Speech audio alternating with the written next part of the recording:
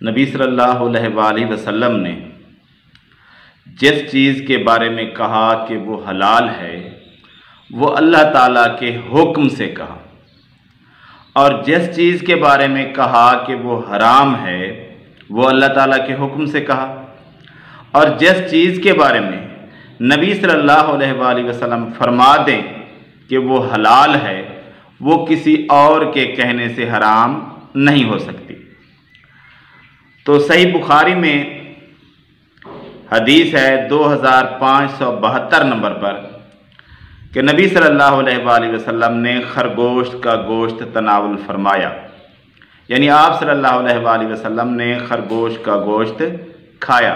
तो जब नबी सल्लल्लाहु अलैहि वसल्लम ने खरगोश का गोश्त खाया तो इसका साफ मतलब है कि वो ज़हर बात है कि वो हलाल है।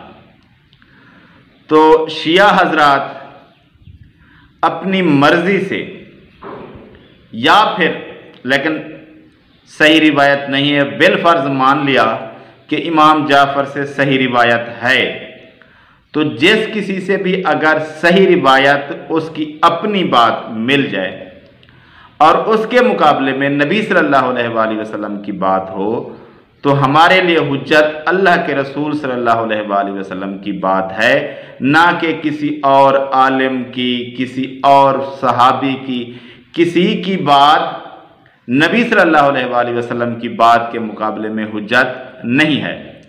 तो शिया हजरात ने इमाम जाफ़र के नाम पर कुछ एतराज़ात किए हैं खरगोश के हलाल होने पर। हैं तो इनके अपने एतराज़ात, लेकिन नाम इमाम जाफ़र रहमतुल्लाह अलैह का लेते हैं। तो वो एतराज़ात देख लेते हैं। एक कहते हैं कि ये मसख शुदा जानवरों में से है कि कुछ अक़वाम जो मसख हुई थी, खरगोश भी उन्हीं में आता है। तो इसकी दलील इनके पास क्यों कि कोई नहीं है। जब नबी सल्लल्लाहु अलैहि वसल्लम ने इसे हलाल करार दिया तो हलाल है, तो ये कोई तरीके की दलील नहीं बनती।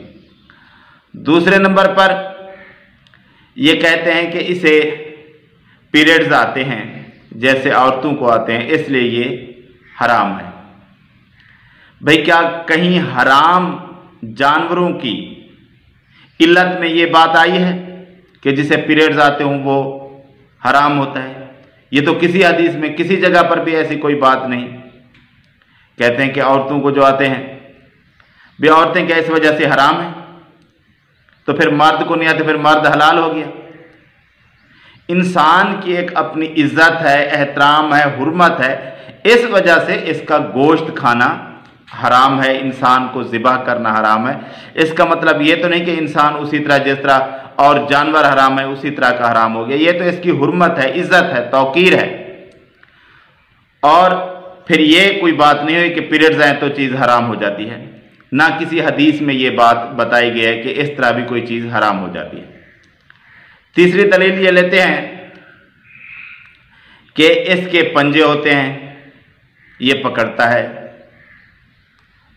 भाई ये कहा गया है कि अगर कोई जानवर शिकारी हो और वो अपने पंजों से पकड़े, वो भी जानवर नहीं, हाँ उसके बारे में यह है कि कोई परिंदा हो और वो अपने पंजों से पकड़े, ये परिंदा नहीं है और हो भी वो शिकारी।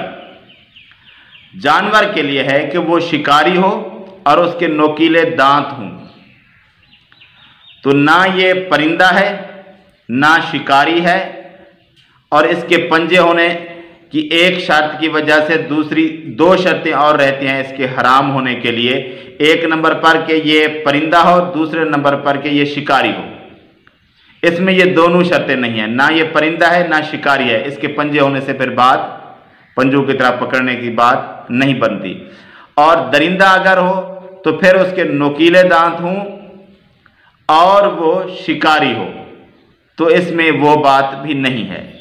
इसलिए ये तो मैंने वैसे ही कहते जो इनकी दलाइल थे, लेकिन असल बात हलाल होने की इसकी ये है कि इसको नबी सल्लल्लाहु अलैहि वसल्लम ने हलाल कहा है, क्योंकि आपने खुद तनावुल फरमाया इसलिए हलाल है। और इसके अंदर कोई भी हराम होने की बात नहीं पाई जाती।